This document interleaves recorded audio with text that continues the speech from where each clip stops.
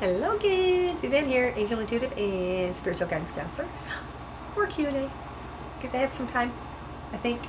Sun's coming in. Okay, still got a little bit before my next person gets here. This is an interesting question that was sent to me. I don't know. Let's see what we get. Why are mirrors not what we think? What exactly are they? Sounds like she saw something somewhere where it said mirrors aren't what we think. What are mirrors? Mirrors are reflectors. Well, what we think they are is so we can see ourselves, right? We look at ourselves in the mirror. It's interesting. They're saying, even when I look at my little screen over here to make sure I'm in focus, it's not the same as seeing myself in the mirror. One, because I see it kind of reversed, but actually, no, I do. It's the same as if I'm in the mirror. But it's not a reflection because it's different. That's funny. They're showing me this technical thing of going through the aperture of the lens of the camera. So it's different. So it's pulling, this is more of a mirror. Trey Smith. Got in a nutshell.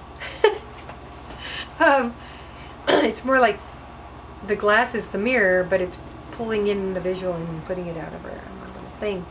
So a couple of things from my knowledge, and they'll guide me from there, but mirrors are portals. That's why in feng shui they have mirrors in certain areas, but they don't recommend a lot of mirrors because energies flow through. It can increase energy, it can block energy depending on how they're utilized, I guess.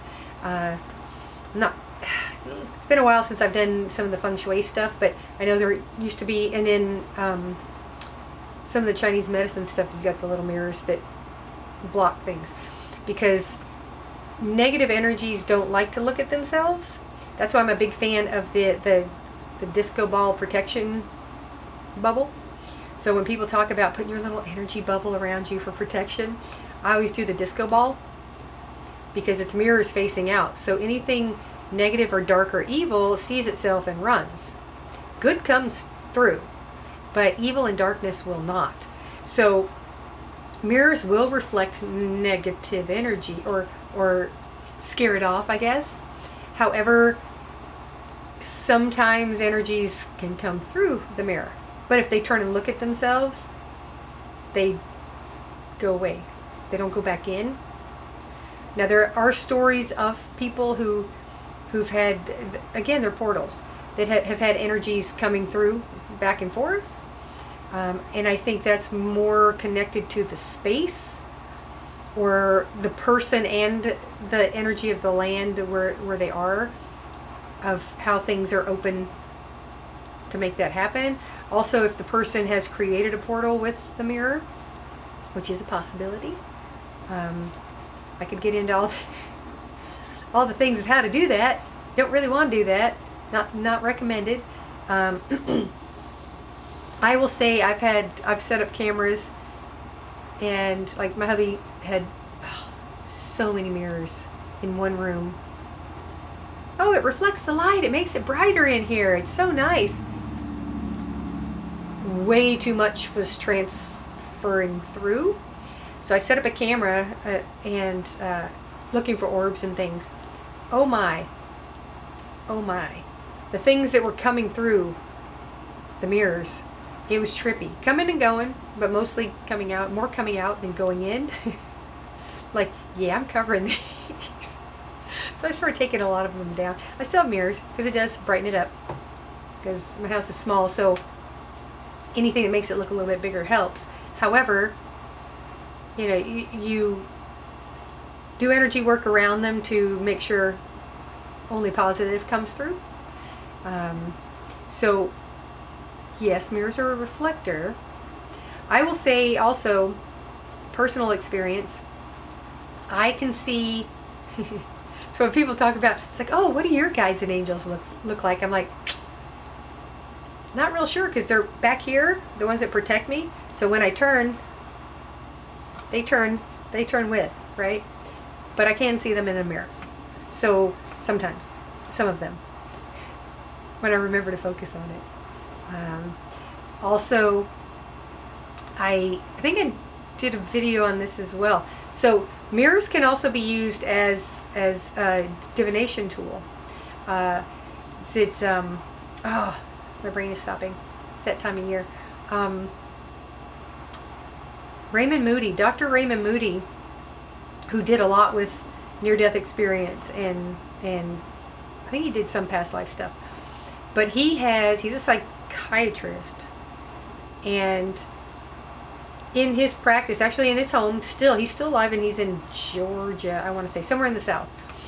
And he has a room that he calls a psychomantium, which is a dark room, basically a closet. There's no windows, no light. There's just a large mirror and a chair. So you go in, you shut the door, and you stare into the mirror. It's pitch black. However, people communicate with spirit energy that way because it's easier for them to come through, and the mirror then becomes like a movie screen. So you'll see, some people may see a subtle reflection of themselves, but again, they're sitting in a dark room. But then the spirit energy of their family member, friend, whatever, guide will come through the mirror. I tried that once, and sitting in a bathtub, and there's a big wall mirror across from it, and it was dark enough. I made sure all the lights were out because there's no windows in the bathroom, and the hallway was dark with the door shut. I kind of, even though I have no fear because I set the intention it would be positive, but what started, the visual that I saw that started up, and I got a little nervous, and I turned the light on. But I've done meditation that way, and because I'd have a little hint of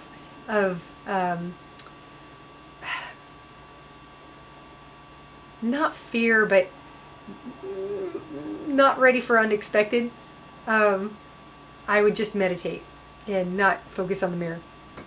But when I focused on the mirror one time intentionally, and it was pretty cool because everything's pretty dark, and all of a sudden it's like the mirror became like a TV screen because it started getting lighter, like brighter, right? Not super bright, but it went from being pitch black, I couldn't see anything, to seeing like this greenish gray and sort of misty. I know that sounds so generic, but this misty, foggy like appearance on the mirror, like someone was getting ready to walk through smoke on a TV screen in the dark, right? And I was just like, yep, nope, I'm not ready for that. I don't know, because I didn't get a bad feeling, but I didn't get a great feeling. So if it doesn't feel like super good, and again, like I said, I did my protection and I set my intention, because that's vital when you do any kind of spiritual work. You need to set your protection and intention for positive. Okay? So it felt like, I guess the best way to describe it is it was going to be something unexpected or someone I didn't know, was the energy that I was feeling. I was like, yeah, I'm not ready for that.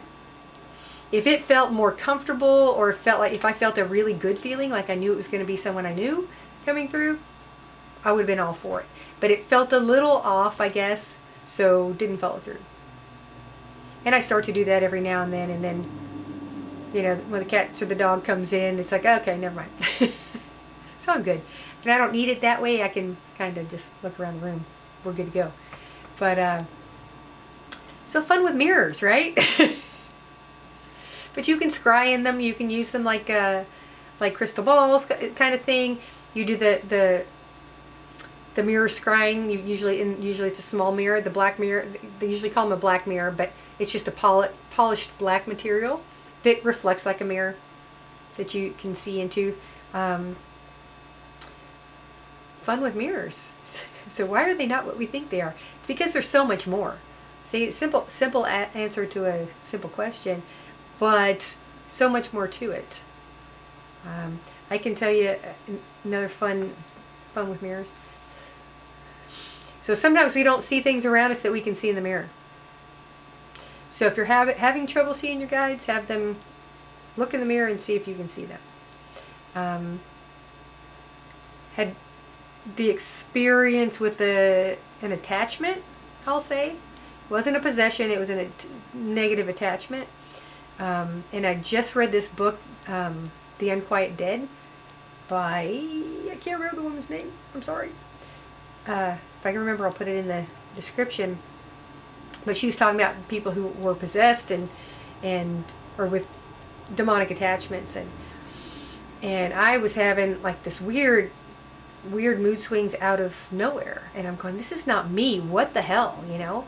So I did her thing. So it's like, okay, this is my body, you're not supposed to be here, whoever's here, get the F out.